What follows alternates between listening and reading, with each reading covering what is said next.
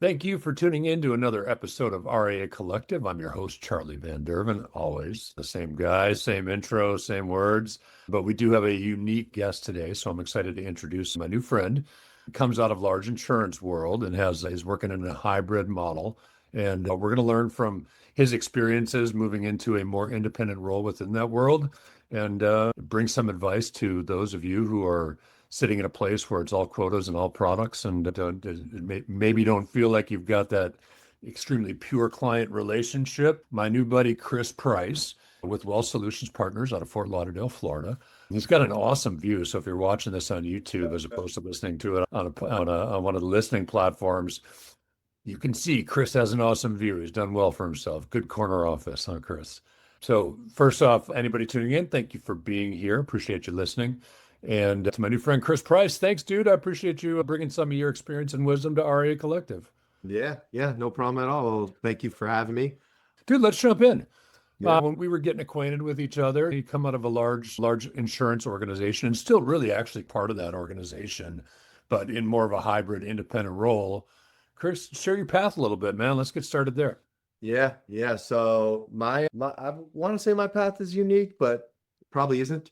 Right. So I started out of college, jumped right into the investment planning business, right? I started with Edward Jones, realized I didn't really care for it too much just because it was more of a single practitioner setup. So I'm not saying anything negative or saying anything positive about it. I'm just saying for my setup, it wasn't right when I was 22 years old. I was recruited to MetLife's Premier Client Group. That was my first really indication that insurance existed, to be honest. But nevertheless, I cut my teeth there, right? Just like everyone else in my kind of role, you try to get as many people to see you and get as many people to say yes, right? And find out the knowledge you didn't have and try to learn as much as you can. I really thought you lead by knowledge. That's the commodity that we're selling. I got the CFPs, the RICPs, the CHFCs, as many designations as I can, as soon as I can get. And I will tell you, so anyone who's just starting out, I would encourage you to get those because before that time period, I thought what I was doing was just selling a product, to be honest with you. No different than a real estate agent selling a house or a car salesman selling a car, right? I was filling a need if someone had. I didn't understand the actual value that we provided to families, to generations, to someone's future until I learned those techniques. So I encourage everyone to at least get the knowledge of what the CFP, what the RCP, the CHFC, and all those other things do for you. From there, my business started to grow. And that first couple clients are always the hardest. It just kind of grew more. I started really focusing myself not just as a investment advisor or insurance producer or something like that, but somebody who might have knowledge across the area of finance. So I learned how things like taxes worked, how mortgages were operated, and all those other financial instruments. Even though I'm not going to do those and I didn't do those, I wanted to be able to see how does my piece of the financial puzzle interact with all these other positions that or professionals that clients have to have. So that's really how I started. That's really how I developed knowledge. And that's really was my passion towards it. Then I got an opportunity in 2016, doing my calls in my little cubicle, doing my best with MetLife. And I see on CNBC that MetLife was sold. We didn't know to who, we didn't know to what, or that portion, right? The advisor, broker dealer portion, right? Obviously MetLife's still around, but that portion. So that was a fun office day of being a few years in the business and nobody knows what the heck is going on. We're advertising, selling, encouraging people to get used to their future. And we couldn't tell you where we were going to be tomorrow. But nevertheless, that gave us an opportunity to be more of this hybrid model where we can be independent, but have a broker dealer behind us. I use the word kind of because, yes, we still follow the rules, the compliance, the setups by the broker dealer, but there's a little bit more flexibility than just, hey, you got to do this or you got to do that. Again, everything has to be approved by the broker dealer, as everyone knows, but still there's a lot more flexibility in the setups. So it allowed us to brand as we wanted, as we saw fit. So at that time, we were able to create these brands which suited the clients that we have and the clients that we wanted. And that's really where we grew into this hybrid model. So from there, our business really just took off doing the same thing every day, process oriented. we grew our team, right? We're not just myself, we're a few advisors now, right? It's not just myself doing the paperwork, but we have a bunch of staff members, right? So everything just grew from there. The main takeaway I could tell anybody and everybody who's going to listen to this is you should have a process, and that process should handle 90% of your clients. All right, so that's key there. So that's a little bit how I got started, a little bit of how we are or where we are now. Dude, so first, a couple comments, right? I absolutely love the big firms, whether it be insurance or whether it be the big captive broker dealers. Love that for a learning ground, the training that comes with it. To your point, the ability to get those designations under their umbrella, and they're going to push you in that direction. Absolutely love it. Now, You know what's also huge though, which I have to admit, because I don't see it as much as I used to see, and I wish I saw it more, is when you first start, it's a very hard day, right? You get in the office at 7:30 in the morning, you're talking to people who don't want to talk to you, don't care about you, don't even want to avoid everything about you. You don't leave till 7, 8 o'clock at night. You made zero money and you had zero appreciation. But the huge part is you saw the successful guys and girls you wanted to be. They were still in the office after 5. They were still in the office after 6. Then you were not going to leave because they were still there, right? I don't see that as much now that we're in this model of working from home sometimes. I think I would have not made that extra call at 5:15, at 6:30. I wouldn't have made that. So keep going what you're saying, but I want to reiterate that point that I don't think is brought up enough. I think that's great, man. Whether someone knows they're your mentor or not your mentor, you're learning from those who have that experience under their belt. I tell a story which is a little bit different. When I was early in my career, I was selling websites to wirehouses. Really, that's how I got started with all this stuff. And there was a couple of years of my life that me and the dogs lived in the van. And I went up and down the West Coast and camped at the KOA, suited up in the morning, and went into the Smith Barney office in San Francisco and did that from Seattle to San Diego for a brand and then back up. And we were putting websites together early on in the days of websites. I tell the story of the layout of a big branch like that, where you got 4 main points of real estate, and those are the 4 corner offices. And those guys were actually never in the office. And the run-of-the-mill advisor, let me say it like that's not a knock. They just hadn't ascended to that top producer that got the corner office yet. They would bitch about those guys, right? I'd ask about them. They were always early adopters, so they all had websites. So I'd spend time with their team marketing for them a little bit, right? And they say, "Yeah, but he's never here," and they were right. That dude was never there. But the business is built a little differently today, where when you got started, a lot of phone calls, a lot of outreach, right? People who didn't want to talk to you.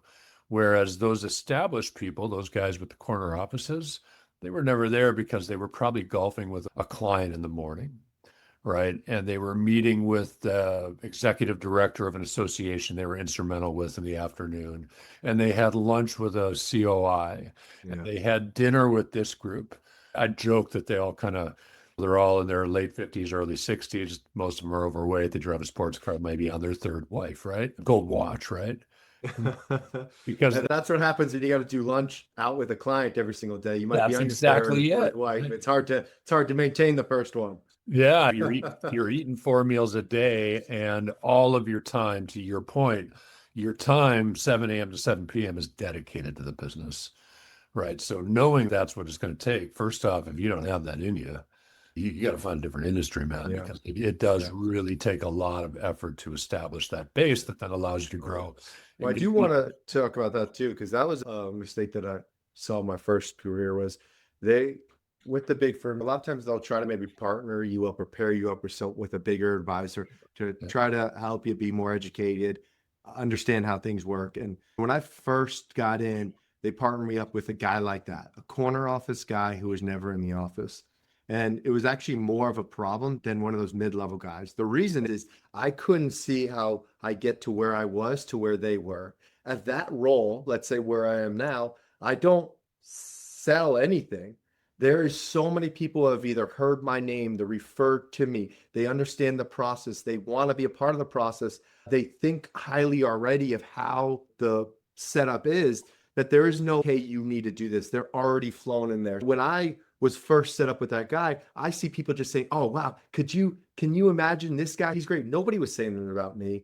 So later on, I was partnered with those guys that were more mid-tier, those were the ones that really taught me the business, taught me the work ethic, because I could see how to get there. I couldn't see how to get to that corner office guy. Yeah. Now, obviously, different story, but so I agree with exactly everything you're saying, and I want to reiterate that for Yeah. Imagine if you're paired as a young person with that guy in the corner office. Now you're seen as an assistant to the business versus someone that they're trying to groom. And if they're spending 6 hours a week in the office, it's hard to really. Yeah, because there's first guy. I'll say his first name because his first name's Craig. So there's a million advisors named Craig, so that's fine. And he was the big guy, right? He was the one that the mid guys talked about.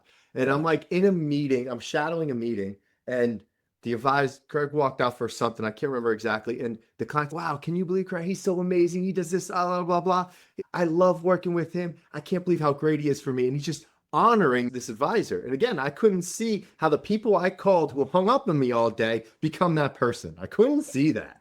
It's a Which, yeah. you get there. You definitely get there. Big gap, absolutely. The other thing you mentioned that I want to make sure we talk about is process. Yeah. And bigger than that, that is you've got a business owner mindset when you say something like that, right? Where I see a lot of people make a leap from that large insurance or large broker-dealer environment into a more independent or hybrid space such as yourself. And now not everything's done for you behind the scenes, right? So if you're at a Merrill Lynch or a Morgan Stanley and your primary role, the terms I hate that they use, but they use are asset gatherers and sales channel. So that's your primary role. But when you jump out of that environment and you go hybrid or you go RIA, and I've seen people bypass that environment entirely, just open an RIA.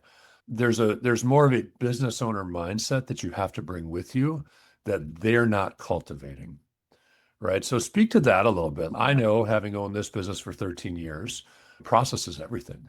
We have tight SOPs and everything we do is process driven. Without that, things get dropped. Without that, you're inefficient. Speak to that, having to grab that business owner mentality piece a little bit. Yeah. I'm hugely process oriented, at least now in this part of my business. I do believe that when you're growing this business, you go through stages like you mentioned, right? That first stage is anyone could be somewhat successful as long as they have hard work, right? They don't need the knowledge, they need the work ethic and the work basically. Then you need the knowledge, then you need to be able to build relationships, then you need to be able to communicate. And then at some point you need to be able to manage and be able to handle a profit and loss statement and things of that nature. And that's really where processes come into play. Because you get to a point where you don't have communication every time with that client. You don't have hands-on in what is going on. So how does the person who does know which way to follow? And that's through process. Now, again, we are in a service-oriented business. So everyone out there listening could tell me, yeah, but that process won't work because of this. There's going to be about 10% of your clientele, your business that don't fit in there. Now, you could either make the exception because of who that person is or that clientele is, or you could decide they don't fit in our client, they need to be somewhere else. But 90% of your business should be following that process you have, or the process is wrong or the clientele is wrong. That's for sure. Everything I do can have a process. And more importantly, someone else on the team can explain that process. This is from onboarding. This is from client experience. This is from P&L. This is from how we handle our team meetings. Follows the same exact process, consistently and concise. Love it. Why I think this is super important is clients love this. The first thing we do is hold clients accountability and get them organized. Everyone on this call who's worked with clients knows the hardest question to get out of a client, or let's say a prospect, is what do you spend? What's your expenses? And you know from doing it long enough that whatever they say is probably wrong, right? And it's not because they're not in control of their finances, but because there's so many different things that comes up in someone's month or someone's year that may not be accounted for, even though it needs to be.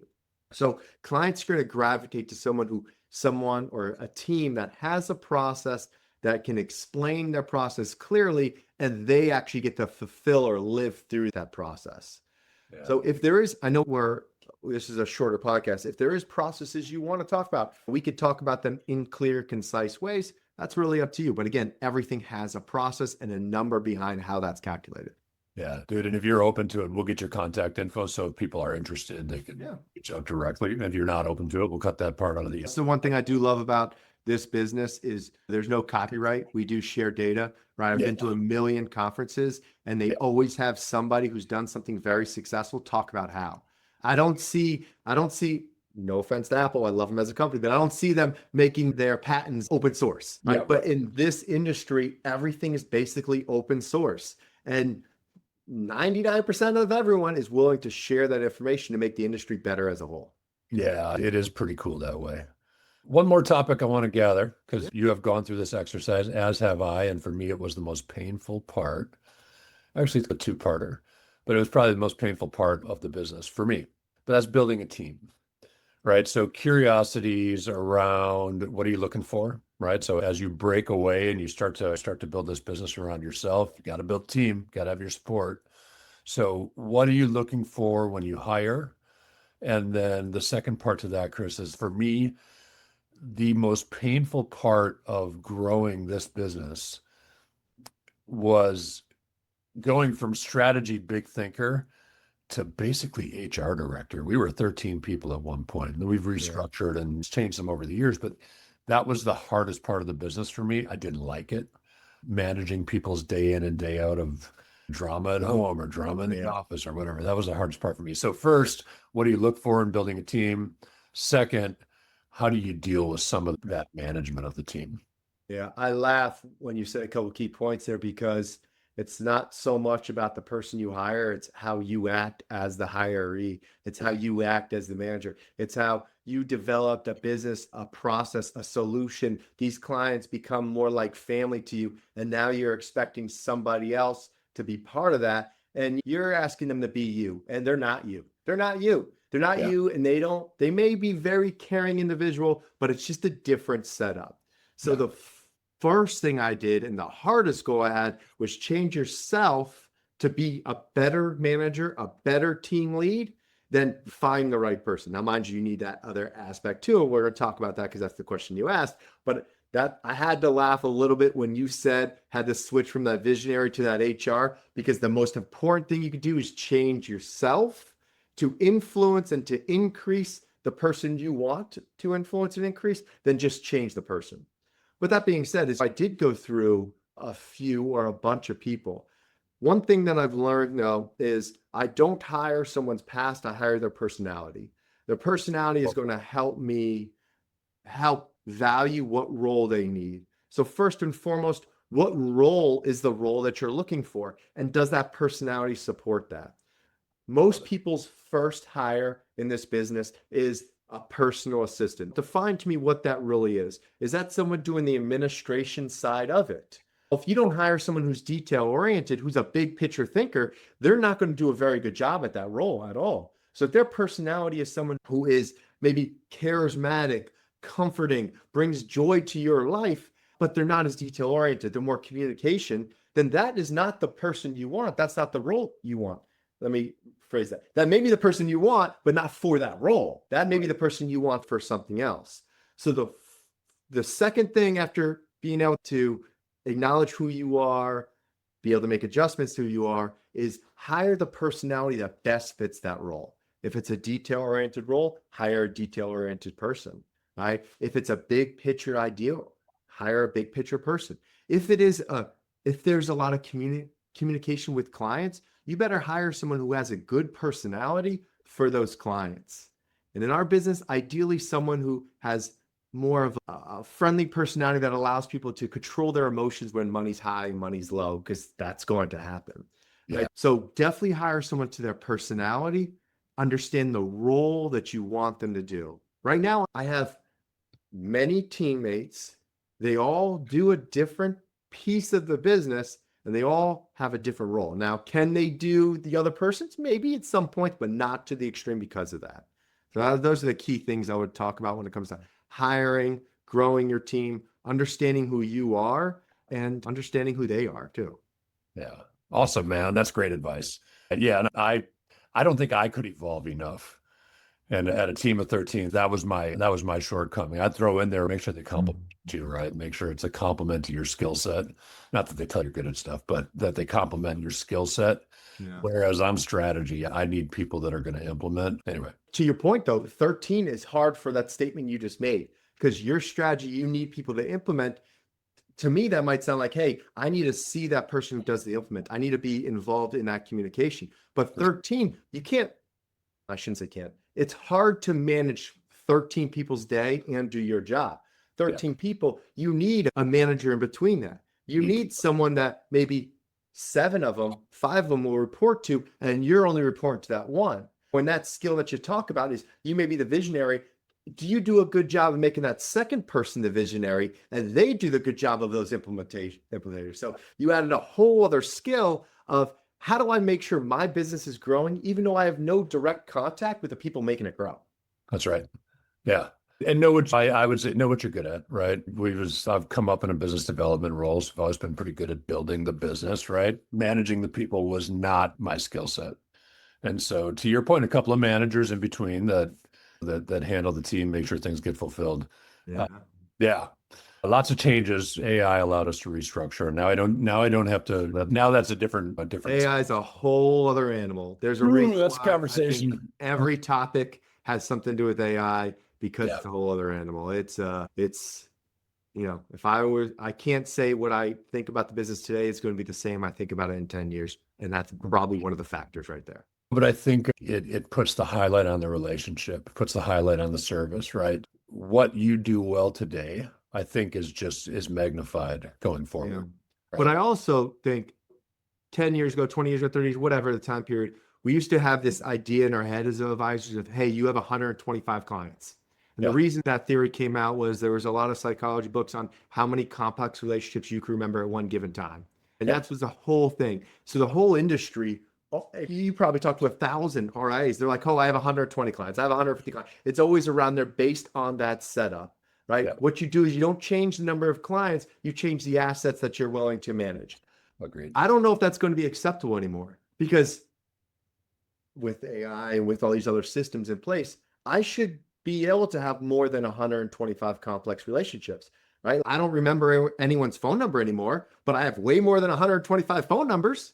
Yep. At what point, maybe in 10 years, yes, the relationship is going to be key. I agree with that. But maybe in 10 years, it's not expected me that a good advisor has 125. Maybe it is 250. Maybe it is 300 because you're able to manage that much with the same efficiency and effectiveness that you did with that 100 or the 100. Yeah, I agree, man. And I think that's what we've seen with AI so far in this industry, different outside of the industry. Of course. The same outside the industry, but I think there's also right now within financial services, AI is about efficiency.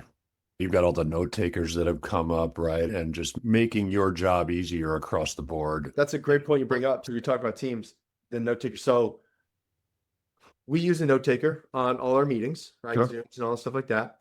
I've had for the last whatever amount of years, I always have one of our client relationship managers on the meeting. Now, their main goal before some of the AI stuff was to make sure we have notes so that I or any of the advisors didn't have to say, oh, that's a great point, and write down. It was a communication. It wasn't an interview. It wasn't a pitch. It was, and then they made sure they took in that information.